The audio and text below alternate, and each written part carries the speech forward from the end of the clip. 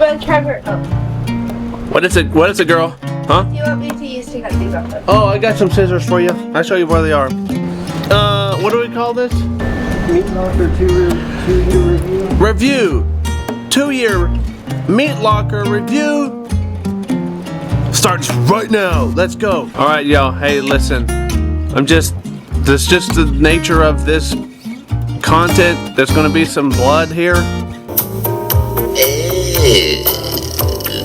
Okay, so if you're not comfortable with it, either close your eyeballs. I don't blame you, okay? There's no shame in it. I'm just letting you know. If you click on a video that says 2-year review of meat locker, okay, there's gonna be meat in the locker. Got it? Okay, so I'm just, as a courtesy, I'm letting you know that there's gonna be some venison deer. That's just the way it is, okay? So, out of courtesy to you, I'd let you know. Oh, look at this. We even got one right here. Oh, man. Oh, man. Let me turn the video around. This deer was donated to us by Claire. Claire doesn't want to be in the picture. Claire doesn't want to be in the picture. I walked it out. It was over 120 yards. Whoa! 120 yards, you say? Yeah, over 120 yards. Drink lots of ha-ha. All right. Thanks for tuning in to our series. Look, hey, I'm not going to show you all my secrets because I want your business, right? Okay? But I want to show you a little bit because I want your business, right? Tip number 1. In 2 years of it, this is our 3rd season to use this meat locker. Tip number 1, you got to think about how you're going to get it from this place inside. I wish we had a trolley rail. We're going to build a trolley rail on our other facility that's going to be back up that direction on our new facility because I want your business, right? We're going to build a trolley rail, but right now we don't. So tip number 1, when this deer's all cleaned, skinned, cleaned out, washed out, how are you going to get it inside? We thought we would just, let's just pick it up and throw it in there. Dude, this deer's still real heavy, and you got to hold it up and then hang it. We'll show you some of that. How are you going to transport it in here to there? So first thing I would do, I would build a trolley rail. Put him on the trolley rail right now.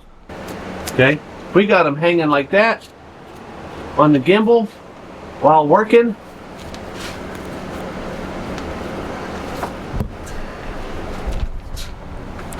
I would rather just hang him up on a trolley rail so that when he's up there, you just got to push him inside. So that's tip number 1. If I could build a new facility, which we are, because I want your business, right? We're building a new one right over there. Wow! We'll give you another video on that construction. Tip number 1, put him on a trolley rail so you can just roll him in. I got to change batteries because it's almost out. I'll be right back. Let's go look at it. Yeah, I gave it a good look by wearing this shirt. This is the 10-point buck, but she didn't get the 10-point buck. Wow. That right there, perfect shot. Right there. Now's a good time to have the perfect. That's right. Perfect shot. Perfect. Tip number 2. The floor plan of the meat locker. If I could build this all over again, I would change the floor plan, not the square footage, just how you designed the square footage. Let's go check it out.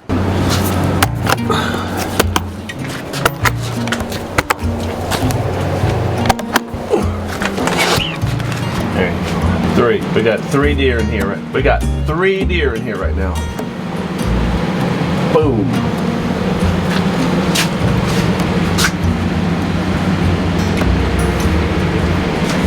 There's one. There's another one. There's another one. Tip number 2, if I could change, not necessarily the square footage, but how we designed it.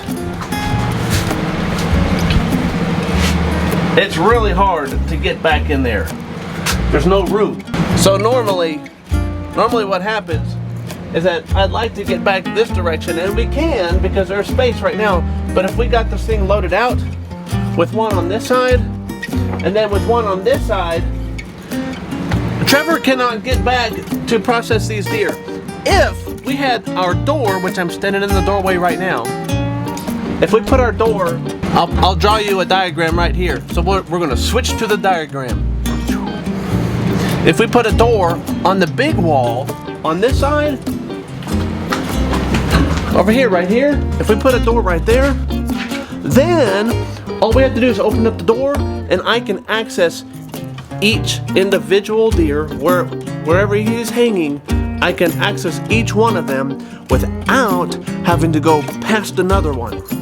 So there's nothing wrong with this. It's just really hard to access the deer in the back because the deer in the front are in the way. The deer in the back need to come out. So it's quite inconvenient the way we designed it. I didn't know at the time. I wasn't even thinking about this, right? But I thought they would fit.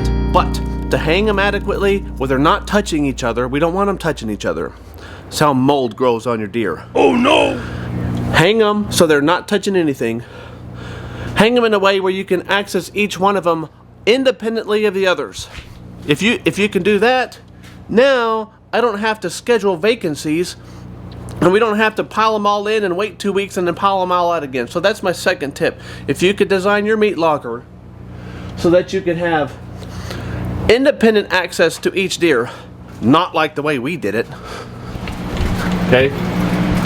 Not like this. Because once we put it, we're gonna move this one back there. We're gonna put this one right up here in the front, right in this spot. And then we're gonna, hopefully we'll get a fifth one during Thanksgiving week or before, sometime like that. You're gonna have 5 deer in here, but I can't get past them and I can't pull them out. That's a bad choice, okay? So, tip number 2, design your meat locker in a way that you can access each one of them independently without having to go through the other ones. Got it? Cool. So awesome, so amazing. It's changed my entire world of hunting. Like, this is all the meat we eat now. I don't want additives or steroids or mRNA. I never used that word. It just don't taste right anymore. Ew. It's full of chemicals and drain off and nasties and a whole bunch of stuff you'd rather not know about, much less swallow, know what I mean? In the food I feed my family, okay?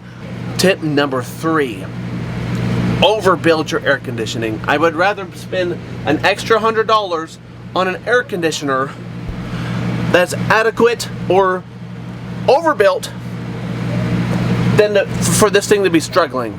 It's not struggling, okay? But if you're debating, do I buy this one or spend an extra $50? Please, the entire operation depends upon your air conditioner. Please, buy the bigger air conditioner. I do not regret the one we've got. It works just fine. If I had to build all over again, I'd buy something a little bit bigger, okay? So there's tip number 3. Air conditioner size, buy something big. Texas, heavy duty, right? Gotta buy big, right? What? Talk to me, girl. Can I have the scissors? Oh, you need scissors for your venison liver so we can cut it up for catfish camp last year? Yes. Next year? Always? Last year. I'll go get you some scissors for the chicken livers for the trot lines. Brother Trevor's not chicken liver. It's venison liver. Use these pretty gross scissors for some venison liver, right? For our catfish trot line.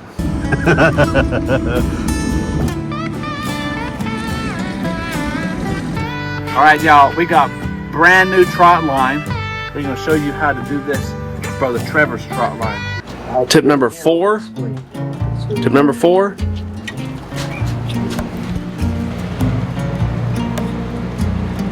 Right here. Tip number 4. Tip number 4. Right here. We're hanging our venison through the pelvic bone. Right through. Not on the legs, okay? Not on these legs. We're hanging it through the pelvic bone. Okay, you see that? You see that? So there's tip number 4. That lets these legs rest. There's not all the stress on top of those legs. There's 0 stress on these legs. All the stress is hanging on a bone. Okay? We started out like everybody else starts out. Like, this is what we've been doing it this way for like 6,000 years. Texans have been doing this for 6,000 years, right? Hanging your deer in the meat locker like this. Okay? Put a lot of stress on those hams, the round roast, the jerky meat, if you're hanging up here like this. Tip number 4, you want to field dress them? Cool. If you want to skin them? Cool. But if you're going to hang them, you need all that weight and all that stress off of that meat. Hang it right here on the bone. That's tip number 4. We figured this out. Did we do this the first year? Did we start doing this the first year we did this? Sure. Okay. Brother Ben says we were doing this the whole time.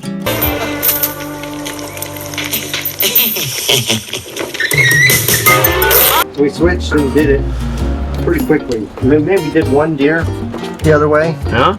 and then we switched with it, doing it the other way. So, We figured that one out pretty quick. yeah, I think you Okay. figured that out pretty quick. So, do you like doing it that way? It seems to be pretty easy to Uh-huh. hang them up that way. so. Why are we giggling all the time? What are we giggling? Tip number, what are we on now? 5? Tip number 5, call your local Texas Parks and Wildlife biologist. We're going to edit out his name out of respect for him. Call your biologist, have him come, because this is his job, right? He wants to help the community. He's getting paid to do this. This is his job, his interest. They're friendly guys. He's a great guy. Our local biologist is a great guy. He's here to help you check for focus. Yep, chronic wasting disease. He's going to give you this tag. There's a QR code right there. He's going to give you an ID, and that way you can go online and you can, hold on, Face ID. Man, oh, Face ID. You can test for chronic wasting disease number.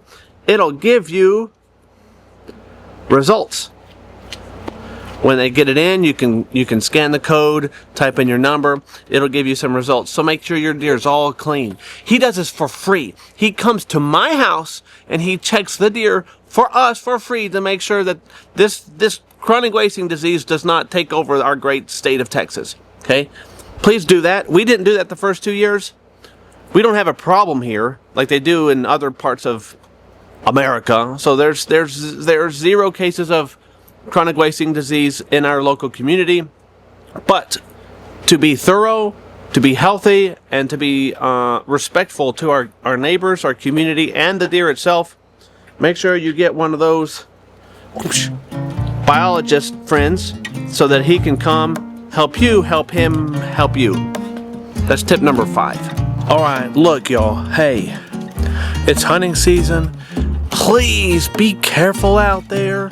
Please practice your 5 rules of firearm safety. Please respect every rifle as if it's loaded. Please keep your muzzle pointed in a safe direction. Please keep that trigger finger off that trigger until you're ready to fire. Please respect what's in front and behind of your target. And the 5th and arguably the most important firearm safety rule, please go to TexanWillsandTrust.com. This is one of the most important things you can do for your family. In this world, outside of salvation and marriage, those are probably the most important things that you can do. But another most important thing you can do is to take care of your family. If there was an accident, God forbid that there is, please be careful out there. But one of the best things you can do regardless is go to TexansWillsandTrust.com. These are great and amazing people. They have set up a website. It's user-friendly. It's Texan-friendly. It's built by Texans for Texans. We ask that you go there, and you can also use the promo code SANCO10 to get 10% off of your order of TexanWillsandTrust.com. Please do that for me, okay? Send me a message in the description below to let me know that you went to TexanWillsandTrust.com and used promo code SANCO10. Let me know in the description below. We will see you in the next video. Thanks, y'all. All right, bye-bye. The bunny hill at ski.